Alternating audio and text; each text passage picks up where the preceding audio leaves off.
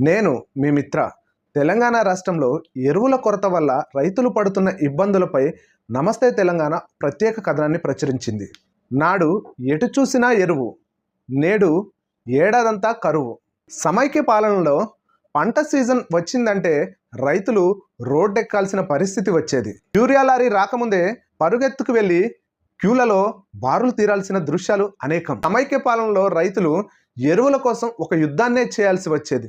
రాస్తారోకోలు, ధర్నాలు, తొక్కిసలాటలు, రైతుల వీపులపై లాఠీలు విరుగుడు, ఇవన్నీ మనం చూసాము. మరి ప్రత్యేక తెలంగాణ రాష్ట్రాన్ని సాధించుకున్న తర్వాత కేసీఆర్ పాలనలో ఏనాడు కూడా రైతులు ఎరువుల కోసం బారులు తీరాల్సిన దృశ్యాలు కనిపించలేదు.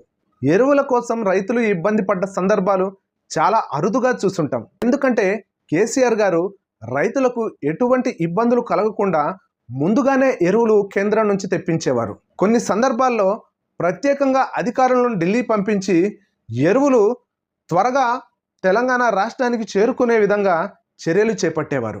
కనుక కేసీఆర్ గారి పాలనలో రైతులకు ఎరువుల కొరత అనే ఇబ్బంది లేకుండా కాలం అలా గడిచిపోయింది. మరి ఇప్పుడు తెలంగాణలో కాంగ్రెస్ పాలన నడుస్తుంది.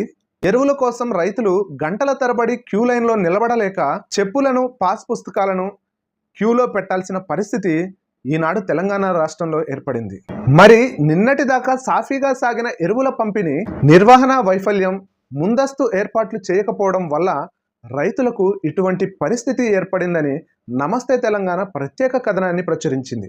సమైక్య పాలనలో రైతు రాజుగా ఉన్నాడా, లేక కేసీఆర్ పాలనలో రైతు రాజుగా ఉన్నాడా, లేదా కాంగ్రెస్ పాలనలో రైతు రాజుగా ఉన్నాడా?